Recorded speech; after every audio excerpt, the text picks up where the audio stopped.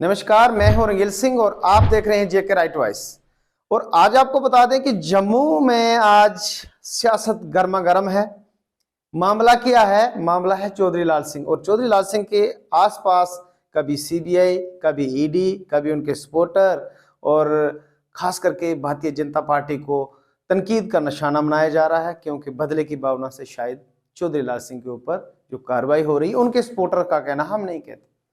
तो आपको बता दें कि चौधरी लाल सिंह क्या हैं, कहां से आते हैं, उनका पॉलिटिकल कैरियर क्या है, उनका कद क्या है और जम्मू में खास करके उनकी एक अपनी पार्टी है। आज की डेट में डोगरा स्वाभिमान रैली पार्टी उनकी है। तो क्या वजह है जो आज ईडी और सीबीआई उन पे रेड में? सबसे पहला क्वेश्चन हमारे पास ये आता है कि सीबीआई ने उन पे रेड क्यों लगाई और वो लीडर आते हैं और उनका सियासी कद कितना बड़ा है। तो आपको डिटेल में ये बता दें कि चौधरी लाल सिंह कठुआ से आते हैं और जम्मू डिवीजन में उनका एक दबंग नेता के तौर पे माना जाता है। सबसे पहले वो एमएलए बने, बाद में उन्होंने कांग्रेस ज्वाइन किया, तो कांग्रेस में 2 बार एमपी रहे। फिर बाद में उन्होंने कांग्रेस छोड़कर भारतीय जनता पार्टी में, जब मोदी जी की 2014 में एक ऐसी हवा आई जिसमें सारे लोग मंत्री बने, तो उस लहर का चौधरी लाल सिंह ने भी भरपूर फायदा उठाया। वो भी वहां से नेता बने और फॉरेस्ट मिनिस्टर की उपाधि उन्हें दी गई और अच्छी खासी सरकार चल रही थी। मिनिमम प्रोग्राम पे पीडीपी और बीजेपी 2 ऐसे दड़े हैं जो एक दूसरे के खून के प्यासे हैं, मगर एक दिन एक सेक्रेटरीट में बैठे थे। कोई चीफ मिनिस्टर था, कोई डिप्टी चीफ मिनिस्टर था, मजे ले रहे थे। मगर बीच में रसाना कांड आया।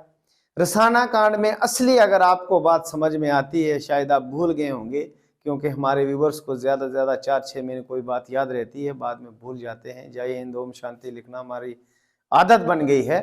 रसाना कांड में चौधरी लाल सिंह को बलि चढ़ा दिया गया, क्योंकि चौधरी लाल सिंह जी वहां पे गए थे कि आखिर उस बच्ची के साथ, वो बकरवाल कम्युनिटी की बच्ची थी और उसका छोटी सी बच्ची थी, उसके साथ रेप और मर्डर हुआ था। और उसमें ये एलिगेशन लगे थे कि वहां से जो लोकल लोग हैं और खास करके राजपूत कम्युनिटी के वो लोग थे जो ट्रैक में आए थे कि उन लोगों ने ऐसा किया है। जब बाद में इन्वेस्टिगेशन हुई, आप सब लोगों ने इन्वेस्टिगेशन का हिस्सा देखा कि कौन कल्पित था, कौन था, सब दूध का दूध पानी सामने आ गया था। मगर चौधरी लाल सिंह को उस रसाना कांड की वजह से भारतीय जनता पार्टी से अलग होना पड़ा।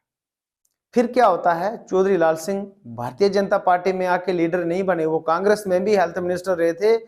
और चौधरी लाल सिंह जी जब सेक्रेटरीट से निकलते थे और डॉक्टर पैदल भागते थे कि कहीं लेट ना हो जाए, और नौकरी खाना 2 मिनट का काम होता था चौधरी लाल सिंह का। ऐसा उन्होंने हॉस्पिटल में काम किया। तो आज वही हॉस्पिटल है, आज वही चौधरी लाल सिंह है। आज ईडी वाले डॉक्टर को बोलते हैं और ईडी के कहने से डॉक्टर इलाज करता है। वक्त कब बदल जाता है, वक्त किसका बदल जाए, ये भरोसा नहीं है।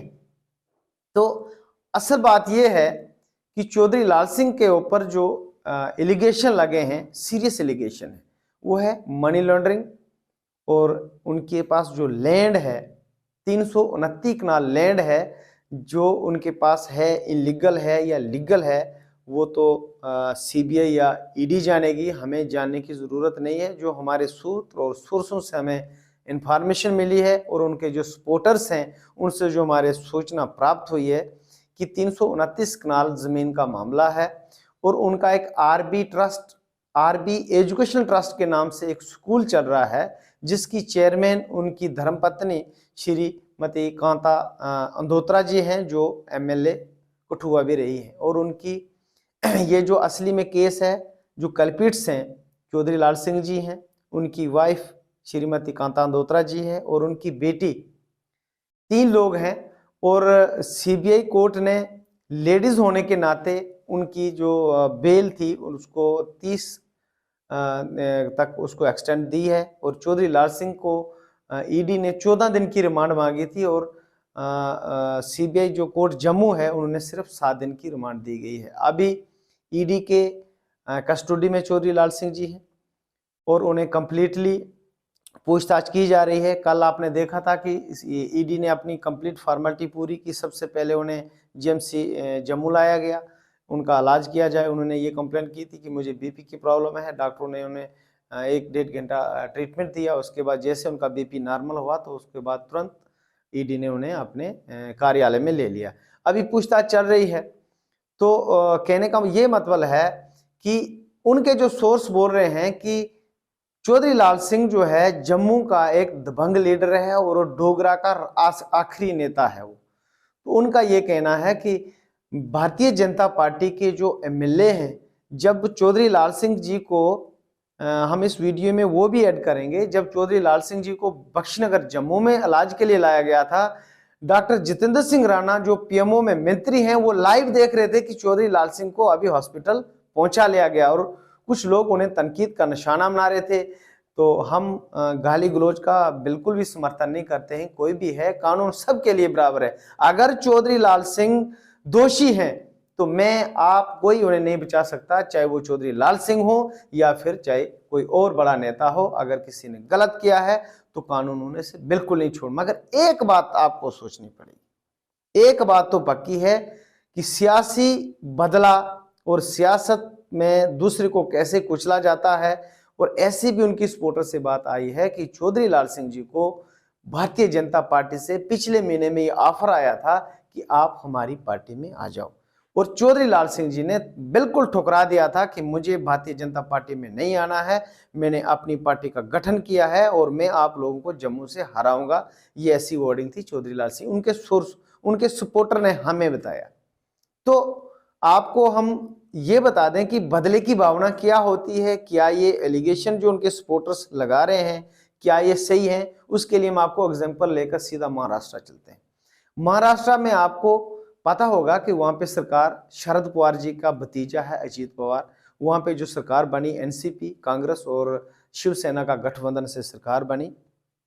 तो जब उनकी सरकार बनी थी, बीजेपी मेन अपोजिशन पार्टी में थी, उन्होंने रातों रात कोई ऐसी गेम क्या बदली। तो पहले एक हफ्ता पहले तो उन्होंने ये एलिगेशन लगाया कि जो अजीत पवार है, शरद पवार का भतीजा, उसके ऊपर 250 करोड़ रुपए का मनी लॉन्ड्रिंग और दूसरे करप्शन के इतने जबरदस्त एलिगेशन थे कि जिससे उसे जेल और कितनी सजा हो सकती थी। मगर एक हफ्ते के बाद वही अजीत पवार जब उस पार्टी से बगावत करता है, अपने एमएलए वहां से लेता है और दूसरे ही हफ्ते में भारतीय जनता पार्टी में डिप्टी चीफ मिनिस्टर बन जाता है। वहां से ये अंदाजा लगाया सकता है कि क्या सियासी पार्टियां बदले की भावना से ऐसा कर सकती हैं। अगर ऐसा है तो अगर ईडी और सीबीआई अगर सरकार के नियंत्रण में आ गई तो ये हमारे देश के लिए दुर्भाग्यपूर्ण है। ईडी और सीबीआई, भले ही कांग्रेस ने 50 साल देश में राज किया,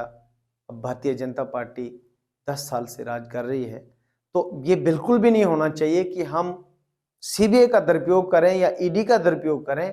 ये एजेंसियां इंडिपेंडेंट होती हैं, क्योंकि पाकिस्तान में अगर फौज होम मिनिस्टर, डिफेंस मिनिस्टर और होम मिनिस्टर के कंट्रोल में होता तो पाकिस्तान में आज ऐसी हालात नहीं होती। पाकिस्तान की अगर ये हालात है तो उसके पीछे सिर्फ यही है कि वहाँ आर्मी जो है मुल्क चलाती है, वो मिलिटेंसी खत्म नहीं करती बल्कि मिलिटेंट पाले जाते हैं।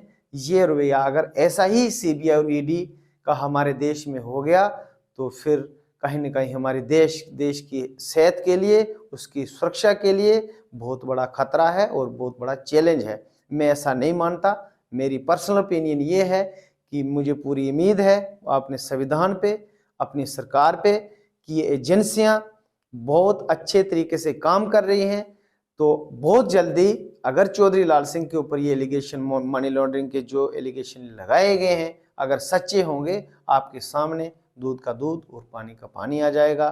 थोड़ा इंतजार रखिए, जैसे ही हमारे पास ये सारी रिपोर्ट्स आ जाएंगी हम नेक्स्ट वीडियो में आपको कंप्लीट अपडेट करेंगे। मगर आपसे एक इल्तिजा है, लाइक करने से आपकी शान में कोई कमी नहीं आएगी। शेयर ज़रूर करें, लाइक करें, हम आपको हमेशा अपडेट रखेंगे, ये हमारा दायित्व है।